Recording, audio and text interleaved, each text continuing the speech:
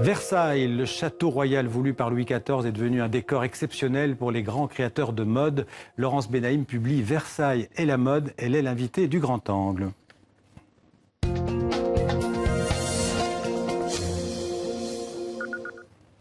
Bonjour Laurence Benaïm. Bonjour. Alors vous nous proposez ce très beau livre, Versailles et la mode, aux éditions Flammarion, un livre qui rend hommage à la splendeur de Versailles, mais surtout aux relations passionnées, on peut dire, entre Versailles et les grands couturiers, d'autres artistes aussi qui ont exposé à Versailles plus récemment. Alors vous êtes journaliste, auteur aussi, vous avez beaucoup écrit sur la mode, notamment sur Yves Saint Laurent, je crois, et sur Christian Dior. Tout à fait. Voilà. Et puis alors quand on pense à Versailles, et là j'imagine pour tous ceux qui nous regardent aux quatre coins du monde, on pense d'abord à ce château imposant qu'on voit là, cette architecture majestueuse, la grandeur du roi Louis XIV, certains diront la folie des grandeurs, et puis aussi évidemment ces magnifiques jardins, ces statues, ces fontaines qui sont visitées chaque année, je crois, par 7 millions de personnes. Il y a 7 millions de visiteurs, c'est énorme. Oui.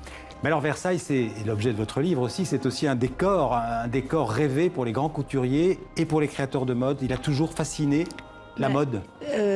Versailles aimante l'imagination des créateurs. On peut dire que la mode, d'une certaine manière, est née à Versailles, dans cette galerie des glaces, qui est la scène de toutes les représentations. Qu'on voit sur la couverture du livre. Et de l'autre côté, Versailles est un lieu pour la mode, pour des défilés de mode, pour des photos de mode, mais Versailles inspire les créateurs. Donc j'ai essayé de raconter toute cette folie, cette inspiration. On peut dire que la cour de France s'installe à Versailles, je crois, en 1682, si j'ai bien lu le livre.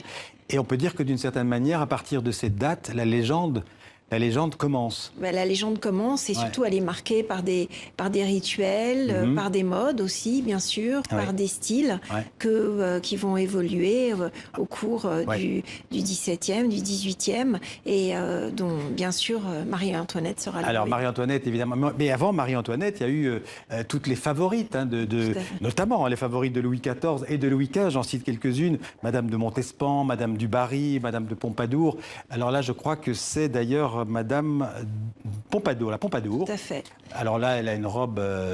Enfin voilà, là, c'est pas encore une robe de qui était cette robe, mais... Non, parce qu'il n'y avait pas à l'époque de créateurs, il y avait des fournisseurs, des faiseurs, des paruriers, et tous ces gens contribuaient. Celle qui va bien sûr contribuer à faire de son nom une griffe, c'est Rose Bertin. Voilà, j'allais vous demander qui est cette Rose Bertin dont vous parlez beaucoup dans le livre. Rose Bertin, c'est une femme qui va se rapprocher de Marie-Antoinette pour devenir non seulement celle qui lui fournit tout en frivolité, elle va être un petit peu son magasin de frivolité, celle qui va assouvir tous les caprices de Marie-Antoinette, qui est la première Bovary l'histoire, c'est mal terminé. Parce qu'elle s'ennuie, et c'est vrai qu'elle va trouver dans la frivolité, dans les rubans, dans ses coiffures à physionomie, de quoi assouvir toutes ces promesses de séduction. Ouais. On peut dire que l'âge d'or de Versailles et de la mode, c'est le 18e. Oui, c'est vraiment le 18e, et ce qui est intéressant, c'est vraiment la période bien sûr la période de Marie-Antoinette, parce qu'elle fixe aussi une transformation des apparences. C'est vrai que le vêtement de cour va s'assouplir et à la faveur de l'influence des romantiques de l'Angleterre, on va voir apparaître des vêtements beaucoup plus souples. C'est vrai que le portrait de Marie-Antoinette par Madame de Vigée-Lebrun, dans sa fameuse blouse transparente, va contribuer à faire d'elle une sorte d'icône des nouveaux temps modernes. Parce qu'en fait, vous parlez de rituel, mais la mode à Versailles, c'est vraiment un instrument vous le dites aussi, un instrument de communication. C'est-à-dire qu'il faut être vu, il faut être admiré, il faut être comparé. C'est un combat de tous les jours. Aujourd'hui, Versailles a défini les clés de la mode. C'est vrai que et de la séduction. Lorsque le frère du roi rentre du marché des Innocents avec ses talons maculés de sang, le lendemain, le talon rouge devient un signe de style. Voilà, donc c'est Versailles qui crée la mode. Versailles crée la mode. Et donc, ce que j'ai essayé de montrer aussi, c'est que la mode n'est pas... elle est toujours celle qui impose ses lois et c'est une sorte de soumission volontaire que de la suivre. On peut peut-être lancer quelques-unes des illustrations, voilà, peut-être qu'on peut les commenter. Là, je ne sais pas, je sais ça, c'est Marie-Antoinette, j'imagine. Tout à fait, c'est Marie-Antoinette avec ses coiffures à élévation qui atteindront des sommets. Alors ça, c'est dingue, parce que dans le bouquin aussi, il y en a plein. Ce sont tous ces accessoires, ces extravagances de Versailles. Donc on voit les chapeaux, il y a des perruques, des chaussures. Mais ce qui est amusant, c'est de montrer aussi tous les liens entre finalement le 18e, le 20e. C'est vrai que les sommets capillaires... Ça, c'est un chapeau qui fait référence à la Révolution américaine. Voilà, tout à fait. C'est le fameux vaisseau. Bon, et donc, dans le livre, je montre aussi Brigitte Bardot avec ses choucroutes dans les années 60. Et lorsque, alors est-ce qu'il y a des coïncidences ou pas, mais à chaque fois, alors ça c'est une reprise par Jean-Paul Gaultier sur ce très beau mannequin, Christelle de Saint-Augustin, en fait, donc dans le livre, ce ne sont que des jeux de miroirs, c'est un petit peu une sorte de galerie des glaces. Parce que ce chapeau-là, il n'aurait peut-être pas existé sans le précédent. Bien sûr, tout à fait. Donc ce sont des correspondances que j'essaie de faire entre tous les siècles, entre la mode aussi et le cinéma. Ça c'est une robe de Christian Dior par John Galliano. Ce qui est intéressant, c'est de montrer qu'à chaque fois, la mode... le style Versailles, quoi. C'est le style Versailles, mais réinventé, réinspiré et par d'autres... Alors, vous avez parlé de Galliano, mais en fait, tous les grands créateurs ont utilisé, entre guillemets, Versailles. On peut citer Dior, Lanvin, ils sont tous dans votre livre. Oui, ils sont Givenchy, Carven, Lagerfeld, Christian Lacroix, Jean-Paul Gaultier, Alaya. Mais chacun à sa manière. Et chacun, ça c'est une très belle, très belle image d'une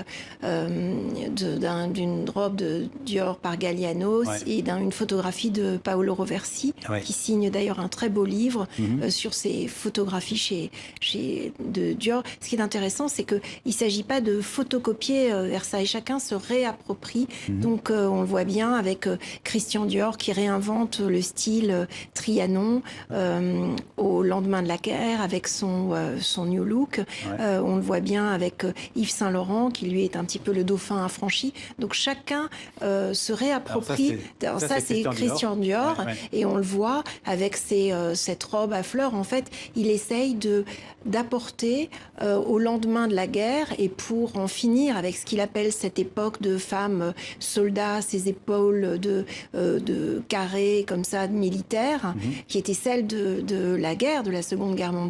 Il essaye d'apporter ce réenchantement qui passe par toutes les réminiscences, avec bien sûr Versailles comme symbole de grandeur française. On a parlé du 18e, là on parle du 20e. J'ai l'impression que le 19e, c'est un peu une période où Versailles n'est pas très présent dans la mode. Versailles revient au 19e, bien sûr, avec Eugénie de Montijo, et qui s'identifie totalement à Marie-Antoinette, qui se déguise en Marie-Antoinette. Il faut vraiment attendre Et en fait, c'est bien sûr, à toutes les époques, mais c'est vrai que le Second Empire est très inspiré par le 18e et par Versailles. Là, je ne sais pas si vous pouvez commenter en direct ce qu'on voit là. Et bien là, ce sont des robes de couturiers. En fait, ce sont des robes qui sont à chaque fois inspirées par cette folie de Versailles. Et ce sont des robes qui sont... on le voit à travers ces jeux de lumière, ces impressions, ces motifs, comme si Versailles autorisait toutes les surenchères possibles. Alors, il y a beaucoup de créateurs français, mais il y a aussi des créateurs étrangers qui ont été britanniques, japonais. C'est vrai que Rei Kawakubo chez Comme des garçons, Julien Watanabe, en fait, chacun a un petit peu de Versailles en lui. C'est vrai qu'au Japon, aujourd'hui, même dans les mangas ou dans la rue, on voit des jeunes filles se promener habillées en Marie-Antoinette, comme si le mythe de Versailles n'en finissait pas d'inspirer la rue. Justement, ce mythe de Versailles, c'est quoi? C'est la magnificence. C'est l'éclat, l'éclat, c'est la grandeur, c'est une certaine idée de la beauté, de toutes les extravagances au fond, et vous le disiez, avec ce qui défie toutes les noirceurs, toutes les morales, toutes les conventions. Et on le voit ici avec Kirsten Dunst, bien sûr, dans le Marie-Antoinette de Sofia Coppola. C'est une sorte de défi peut-être aussi, pourquoi pas, au politiquement correct aujourd'hui. Ouais. Alors, la Belle Époque aussi, hein, juste après la Première Guerre mondiale, a beaucoup la Belle Époque, réinvesti. Avec ses femmes, ses couleurs, ses lilas, ses roses un peu fanées, se réapproprie avec une version un peu plus lingerie, comme ça, de l'époque, comme si chaque époque trouvait dans des couleurs, qu'il s'agisse des pastels ou des nuances plus fortes, l'occasion de se réapproprier un petit peu de Versailles. Est-ce qu'on peut associer Versailles à un créateur en particulier? Est-ce qu'il y en a un qui a le plus marqué Versailles? Dior est très présent. Je dirais que c'est bien sûr Christian Dior, avec cet esprit néo-Trianon, avec ses pompadours des années 50, cette façon de séduire les Américaines qui, elles, se redéfinissent comme avec des titres qu'elles n'ont pas eus. Et bien sûr, je dirais aussi Karl Lagerfeld, qui lui est une sorte de mémoire vivante, d'encyclopédie de Versailles, qui peut passer de l'époque baroque, de ses costumes à tis, du XVIIe. Ce sont des dessins d'Yves Saint-Laurent. Voilà, ce sont ces planches de collection, et on le voit bien sûr, cette inspiration 18e, qu'il revisite. Et il a été nourri aussi par l'amour de Christian Dior, chez lequel il a quand même passé quelques années. Il a commencé chez lui. Il a commencé chez lui, tout Alors, à on va fait. voir quelques images peut-être aussi de ces dernières années, parce que Versailles, l'intérieur du château et aussi les jardins ont servi de lieu d'exposition pour des artistes contemporains. On peut parler de la portugaise Vasconcelos, Johanna Vasconcelos, qui est dans votre livre. Qui a installé ces gigantesques souliers. Voilà, alors, je ne sais pas si on les a, mais... Il y a bien sûr Jeff Koons. Voilà, ça, je ne sais pas qui c'est, mais... Il y a eu Jeff Koons, il y a eu le japonais Murakami aussi. Murakami. En fait, ça, je pense que c'est l'exposition qui est en cours. Ça, c'était Gournier. Voilà, ça c'est Koons, ça c'est sûr. Et c'est la magnifique exposition Voyage d'hiver, en fait, à Nishkapur. Mais actuellement, il y a cette exposition avec les bosquets qui sont exceptionnellement ouverts et qui permettent de voir Versailles depuis les jardins. Pour vous, ces œuvres d'art très contemporaines, c'est pas un crime de lèse-majesté ? Pas du tout, parce qu'elles prennent place et elles s'intègrent dans un paysage. Elles permettent de revoir, justement, lorsqu'on voit, il s'agisse de Automniel, elles permettent de revoir Versailles autrement. Et c'est intéressant, dès que cet écrin s'offre à tous les imaginaires et qu'il soit sans cesse aussi dans la métamorphose et la pérennité. On n'a pas le temps, mais on aurait encore parlé des balles, des réceptions officielles. La République a beaucoup reçu aussi à Versailles. Charles de Gaulle avec Jacques Kennedy. Voilà, les photos sont dans votre livre. Qui a énormément contribué à la Renaissance. Oui, parce qu'il y a beaucoup de mécènes américains qui aident Versailles depuis ce moment-là. Voilà, tout à fait. Et puis il y a le cinéma aussi, il y a des 200 films qui ont été tournés à Versailles. Enfin, tout ça se trouve dans le livre, donc je rappelle Versailles et la mode. Laurence Benaïm, merci d'être venue en parler dans ce livre qui est un livre de mode, mais aussi un livre d'histoire aux éditions Flammarion. Merci beaucoup. Merci.